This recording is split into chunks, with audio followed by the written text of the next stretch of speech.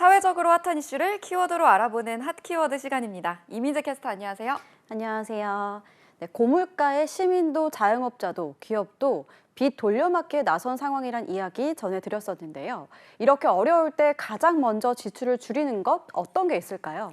저 같은 경우에는 일단 먹을 것, 입을 것부터 당장 줄이게 되더라고요. 네, 맞습니다. 대부분 비슷할 겁니다. 갑자기 더 추워져서 옷이라도 사고 싶지만 꾹 참게 되고요. 무엇보다도 매일매일 삼시세끼를 먹어야 하지만 이때도 먹고 싶은 것보다 비용을 아낄 방법을 먼저 생각하게 됩니다. 특히나 매일 출근해야 하는 직장인들은 점심시간마저 부담스러운데요. 그렇다 보니까 요즘 도시락 쪽이 늘고 있답니다. 핫키워드에서 짚어보겠습니다. 부쩍 회사 내에서 봐도 도시락을 싸오는 분들이 눈에 띄더라고요. 그만큼 점심값 부담이 점점 커져서 어쩔 수 없는 선택이라는 생각도 들고요. 네, 그렇습니다. 회사 출근해서 밖에서 점심을 먹게 되면 기본 10,000원은 그냥 넘죠. 커피까지 하면 더 나옵니다. 매일 그렇게 사 먹는 게 부담스러울 수밖에 없는 물가인데요. 한국소비자원 조사를 보면 지난달 서울 기준 비빔밥 한 그릇의 가격은 1,577원으로 조사가 됐고요. 냉면은 11,308원, 삼계탕은 16,846원이었습니다. 10,000원으로 먹을 수 있는 메뉴는 칼국수와 김치찌개 백반, 자장면과 김밥 등이었습니다.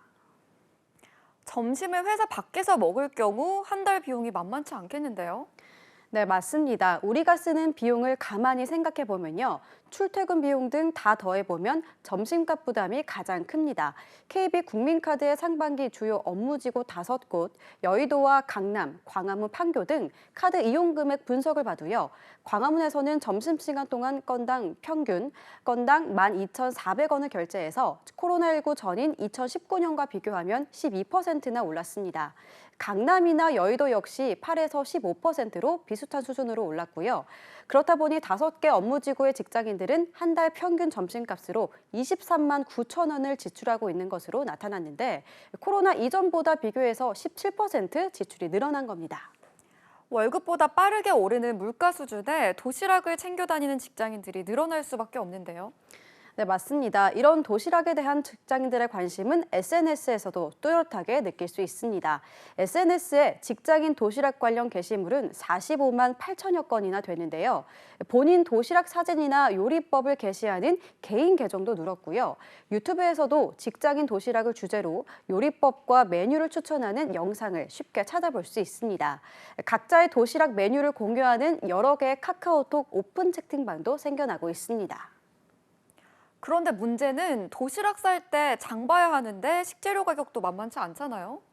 네, 맞습니다. 그렇다 보니까 요즘 냉동 도시락도 덩달아 인기라고 합니다. 냉동 도시락은 완제품의 형태로 나와서 전자레인지에 돌리기만 하면 바로 먹을 수 있는데요. 가볍고 빠르게 한 끼를 해결할 수 있는 데다 가격도 훨씬 저렴하기 때문에 인기입니다. 여기에 외식 대신 도시락을 찾는 직장인들이 늘면서 관련 제품 판매도 늘어나고 있는데요. 한 온라인 쇼핑몰에 따르면 지난 8월부터 이달 3일까지 도시락 용기와 가방, 보온 가방 등도 도시락 용품 판매량은 지난해 같은 기간 대비 72% 증가한 것으로 조사가 됐습니다. 그렇지 않아도 몸도 마음도 지쳐 퇴근하는 직장인, 점심 도시락까지 챙겨 다니기가 사실 쉽지는 않은데요. 언제쯤 숨통이 좀 트일까요? 네, 안타깝게도 전문가들은 고물가 상황이 지속되면 당분간 점심값을 아끼려는 직장인들의 움직임도 당분간 계속될 것이라고 봤는데요. 고물가 현상은 당분간 지속될 테고 소득은 안 오르는데 지출 액수가 모든 항목에서 오르고 있는 만큼 직장인들이 점심값부터 허리를 졸라맬 수밖에 없다는 겁니다. 네, 일하기도 바쁜데 점심 한 끼조차 든든히 챙겨 먹기가 마음 편하지 않은 요즘입니다. 우리의 지갑에도 봄날이 찾아올까요? 지금까지 핫키워드 이민재 캐스터였습니다. 고맙습니다.